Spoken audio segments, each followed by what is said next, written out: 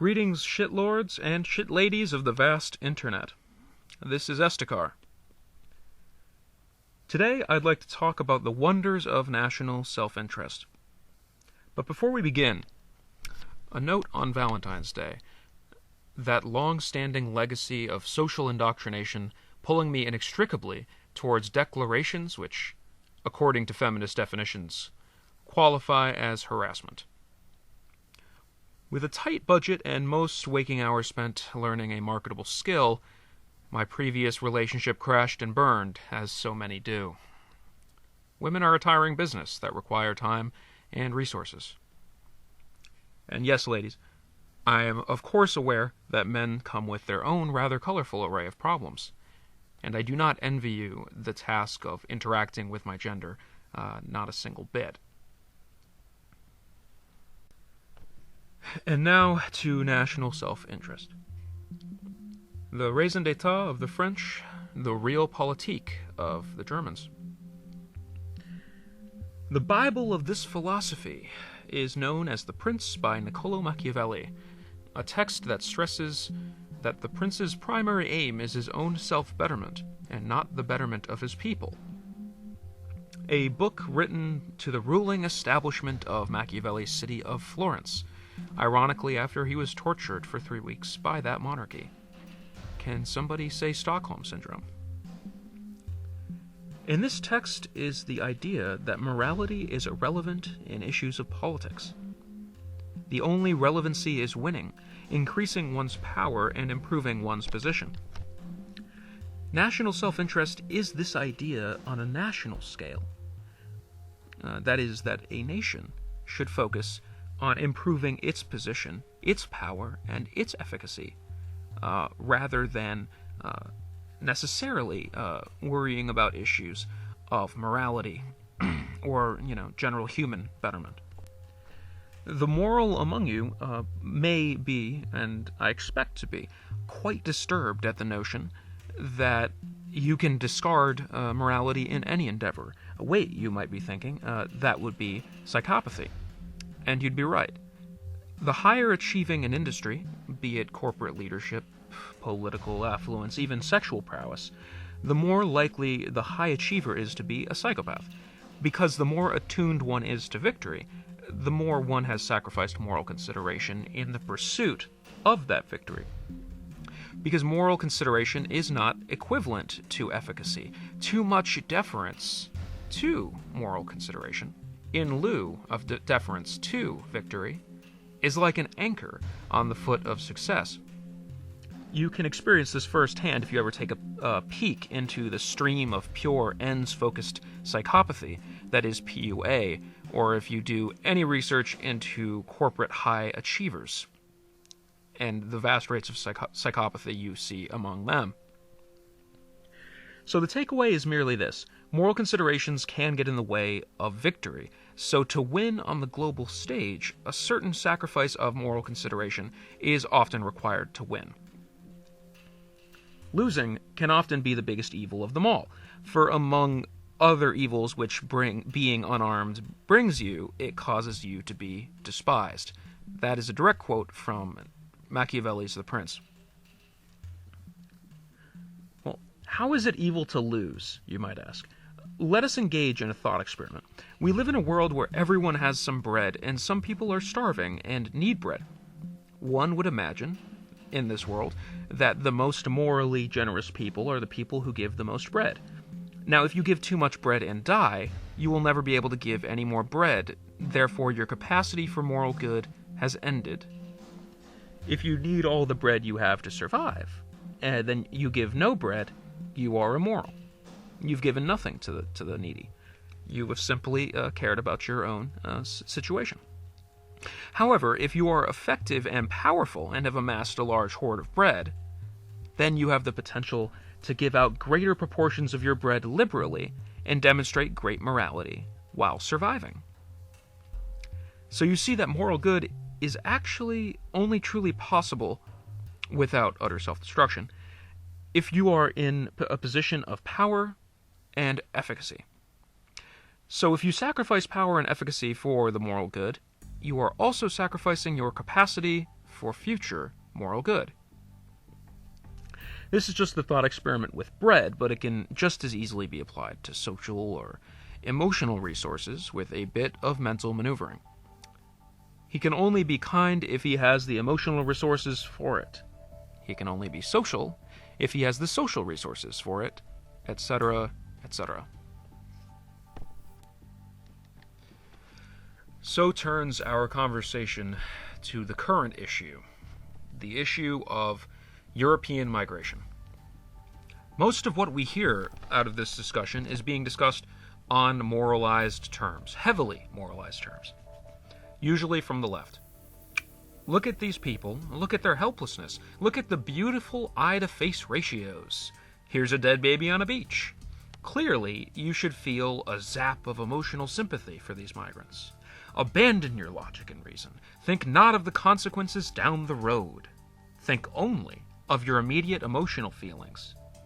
Take them all in, lower the gates. Now, as much as I'd like to weepily navigate life entirely through my direct emotional responses and become an utter slave to my feelings, let's step back and think. Does accepting these migrants benefit Europe more than it harms Europe? Now there's an interesting question. A useful question, at the very least. Well, the first issue is that Muslim communities have often proved to be very effectively resistant to assimilation. This is a bad thing. Assimilation is a requirement in successful melting pots. Without assimilation, you have its opposite. You have balkanization and rising cultural tension. If any of you don't know what balkanization is, I suggest you look it up on Wikipedia and read until you are satisfied. Many of these migrants are illiterate and do not possess in-demand trade skills. Native Germans competing against illiterate and unskilled migrants will win out in that economic game. Combined with the Muslim tendency to resist assimilation, slums, parallel societies, and radicalization will surely develop. Ill will also develop. Not to mention, here in the West, we already have a masochistic ideology in the form of the current anti-capitalist, anti-white, cishet capitalist patriarchy movement, with a very real tendency towards self-incrimination. It is hard to imagine that this new, large, economically unsuccessful population will not react with volatility to our own Chomsky and self-loathing ideologies. Saudi Arabia will, as it always does, pump money into the country to build mosques, and extremism, and even terrorism, will likely not be too far behind. This is further complicated by the growing weakness and spinelessness of the West. We sit in comfortable, safe settings, snipe at the perceived moral failings and injustices of our system while broadcasting our own moral high praise in the term of virtue signaling, without understanding the reality of the world outside of that very system that we are so moralistically critical of.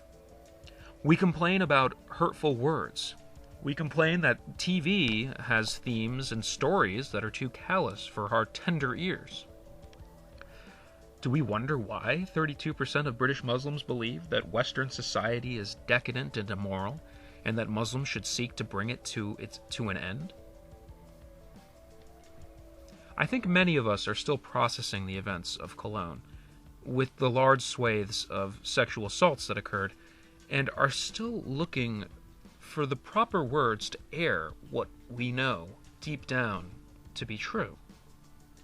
That truth is that we've become soft, decadent, and have lost our hunter's perspective. We have allowed people into our nations without that softness. In doing so, we have invited foxes into the henhouse, wolves into the sheep pen, so afraid to do harm that we sit like cucks on our hands and watch as hundreds of women are victimized. We stand silently by while we have become more and more aware of the victimization of the women of this society that we are inviting into our door. We mind our own business. We've been told that our masculine instincts for protecting our loved ones from the wolves are toxic. We've been told that our strength is our barbarity. We've been told that our caution is hatred of the other, and having castrated our society, we are now spineless. Do you think the migrants who have seen our spinelessness will respect us, our societies, and our way of life? I seriously doubt it. I doubt that our grand display of liberal tolerance towards the sexual assaults in Cologne, and our grand display of our unwillingness to stand up for the benefit of our own countries in letting millions of migrants in, will serve as a broadcast of our own castrated weakness to the world. Now, let's turn our thoughts to the potential benefits that Europe can gain from allowing this large influx of migrants. It seems that Europe is facing a labor shortage. It's a kind of a demographic squeeze. That is, since the birth rate has been declining, Europe doesn't have enough working people to tax in order to pay for its elderly population. You'd imagine that the taxes paid by said elderly would pay for said elderly, but you'd be wrong. Government being what it is, yesterday's revenue is long spent, and today's revenue is required to pay for what yesterday's revenue promised to pay for. Lovely. So, people argue we need this immigration for tax purposes, and there's some weight to that argument. But what I would ask is, Germany cannot incentivize its own childbirth? It cannot accept large numbers of migrants from cultures that are more readily assimilatory without the potential dangers of this demographic? Also, I would never even really stop to argue and say that we should exclude all Muslim migrants. That would be asinine and overgeneralized and just very single-minded. We should screen for literate migrants with high IQs, useful skills, and secular attitudes. Also on the side of the pro-migration argument would be an argument that goes in this direction. So Estigar, how do you propose to stop the migrant wave? Shoot them all? Round them up in camps? Build fences? How illiberal? How barbaric? There is no humane way to prevent this migrant flow. Think about that argument for a bit. Now, that argument postulates that immediate moral feeling is more important than the health of a nation. That is a one-way street to masochistic self-destruction. I cannot pile enough scorn onto that sentiment. Oh, we have to help everyone if we are forced to do so because we are, quote, good people, unquote. If we are good people, before we are interested in our own survival, we will die at the hands of people who are willing to exploit our goodness to our detriment. Let me repeat that more slowly. If we are good people, before we are interested in our own survival, we will die at the hands of people who are willing to exploit our goodness to our detriment. Now, I have a few thoughts that I believe wrap up this matter, at least in my own thinking. This issue is intertwined with the issues of safe spaces, internet harassment, and PC language policing more than we might expect. I know that sounds strange. What does migration have to do with PC culture? With the establishment of more inclusive language and behavior?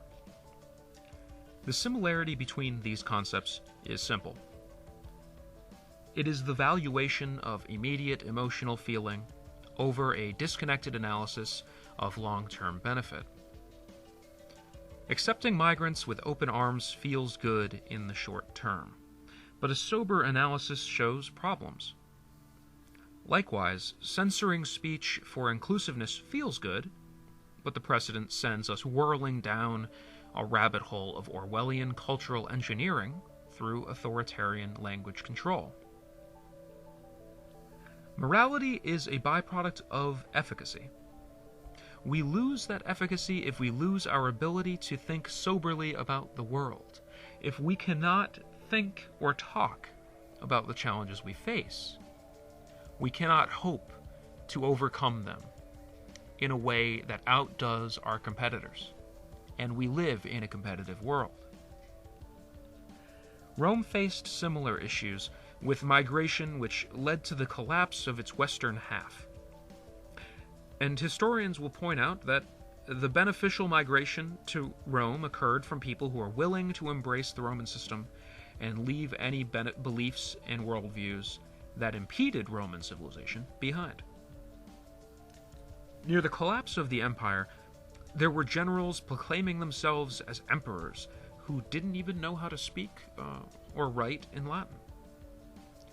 What proportion of the migrants from the Middle East view the West as a decadent and sinful den of heresy, and wouldn't bat an eyelash to see the West burn?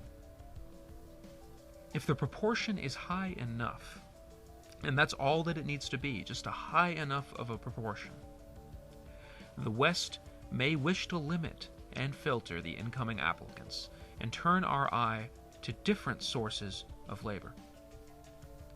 That's all for today. Thank you for listening.